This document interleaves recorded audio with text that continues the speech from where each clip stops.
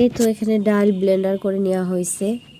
আর আমি ক্ষেত থেকে সর্ষে পাতা নিয়ে আসছি বিকেলবেলায়। এখন আমরা সন্ধ্যাবেলা সর্ষে পাতার পাকোড়া খাবো। এর জন্য এখানে সর্ষে পাতা কুচি করে নিয়েছি, ডাল নিয়েছি, লবণ দিল, হলুদ, মরিচ সব কিছু দিয়ে মাখিয়ে নিবে এখন। আসসালামু আলাইকুম এভরিওয়ান। আজকের ভিডিওটা আমি এখান থেকে শুরু করতেছি। কেমন আছেন সবাই? এই তো আর একটু হলুদ দিয়ে দিল। এখন এটাকে ভালো করে মাখিয়ে নেবে। এটাকে যত মাখানো ভালো হবে ততই মানে টেস্টটা ভালো হবে। আমার মা ভালো করে মাখায় নিতেছে। আর এখানে ফ্রাই প্যানটা গরম করে দিচ্ছে। এই তো এখন এর মধ্যে তেল দিয়ে দিল।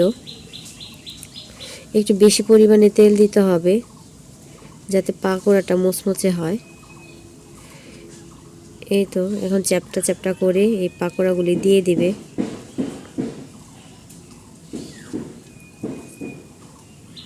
এভাবে করে বানিয়ে নিতে হবে সর্ষে পাকোড়া, সর্ষে পাতা পাকোড়া।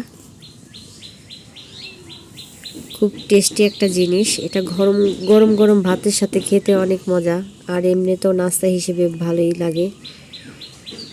সন্ধ্যার দিকে মানে যে কোনো একটা ভাজা পোড়া নাস্তা হলে ভালো লাগে। এই তো এখন এটাকে ভালো করে উল্টে দিতে হবে যাতে ওই পিঠটা না লেগে যায়।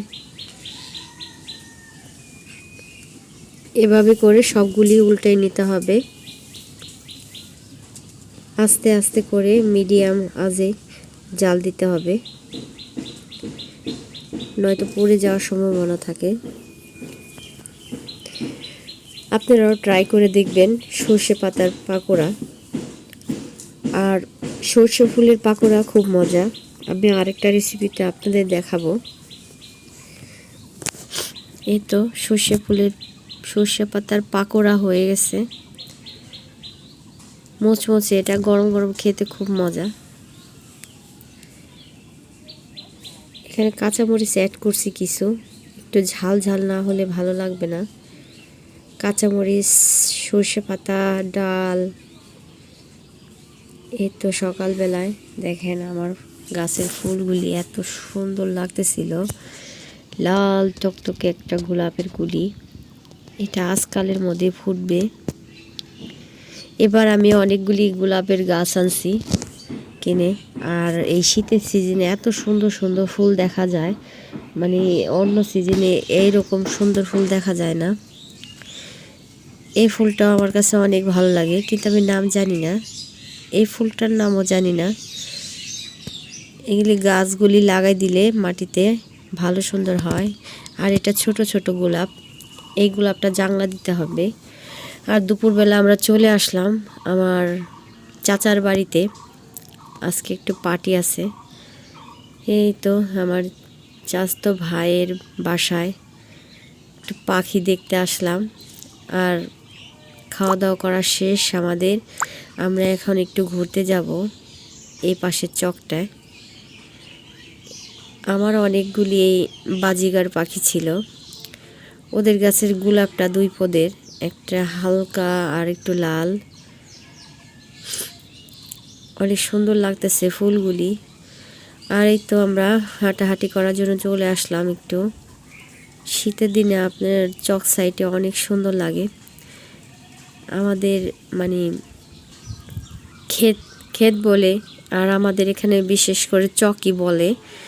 দেখেন এই চকটা এত সুন্দর বলার বাহুল্য। মানে হলুদ আর হলুদ। আমাদের এখানে দুই শস্য হয়, যেমন আপনার সরষা আর হয়েছে ধান, বিশেষ করে এগুলি লাগানো হয়। আর এই পাশটাতে একটু আলু লাগানো হয়েছে। এই যে দেখেন অল্প কিছু আলু লাগাইছে। আর এই যে সর্ষে ফুলের গার্ডেন, এত সুন্দর সর্ষে ফুল। মানে আমি এই জায়গাটা আপনাদের আগেও আমার এক ভিডিওতে দেখাইছিলাম। কিন্তু এই জায়গাটা আমি শীতের মধ্যে বেশি ঘুরতে আসি।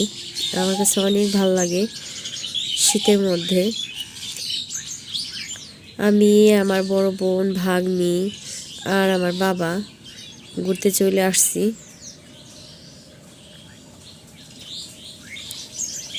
চারপাশটা সবুজ আর হলুদ আর সবুজ, এত সুন্দর লাগতেছে। দেখেন সর্ষে ফুলগুলি কি সুন্দর। আর এই যে আমাদের এক কাকা, সে কিছু আলু লাগাইছে, দেখলো যে আলুর ফলন কেমন হয়, তো মাশাআল্লাহ একটু ভালোই হয়েছে। আর এগুলি হয়েছে মাসকলাই বলে, এগুলি লাগানো হয়েছে আমাদের এখানে গবাদি পশু আছে, এদেরকে খাওয়ানোর জন্য। এগুলির মধ্যে আবার সিমও হবে কিছুদিন পরে। দেখেন আমার বাবাটা ঘুরতেছে। চারপাশটা এত সুন্দর, মানে শীতের দিনে যেরকম সুন্দর অন্যদিনে এত সুন্দর হয় না, গরমের সিজনে তেমন একটা সুন্দর লাগে না চকটা, আর শীতের মধ্যে অনেক সুন্দর লাগে। দেখেন আলী বাবা ঘুরতেছে। আর এই যে দেখেন মাসকলাইগুলি এত সুন্দর হয়েছে, মানে অসাধারণ এক কথায়। চারপাশটা অনেক সুন্দর। আর এই তো এই ডাঙা, আমাদের এখানে এটাকে ডাঙা বলে। এই ডাঙাটা দেখেন কি সুন্দর, ওই গাছটা পানির মধ্যে ছায়া পড়ছে, এত সুন্দর লাগতেছে, মনে হইতেছে যে আর্ট করে রাখছে। এই তো এখানে একটা নৌকা ডুবাই রাখছে, এটা দিয়ে পরে তারা মাছ মারে। এখানে মাছ চাষ করা হয়েছে, অনেক পদের মাছ। আর দেখেন এখানে ছোট ছোট ধানের বীজ লাগানো হয়েছে, গাছ হয়েছে, এগুলি উঠাবে তারপর আবার লাগানো হবে। আর এই যে আমার ভাবির চীনা হাঁস, আর এই যে ওদের ইটা পাখি। আর আমার এই ছোট্ট ভিডিওটি যদি আপনাদের ভালো লেগে থাকে, আমার চ্যানেলটি সাবস্ক্রাইব করবেন, আমার পাশে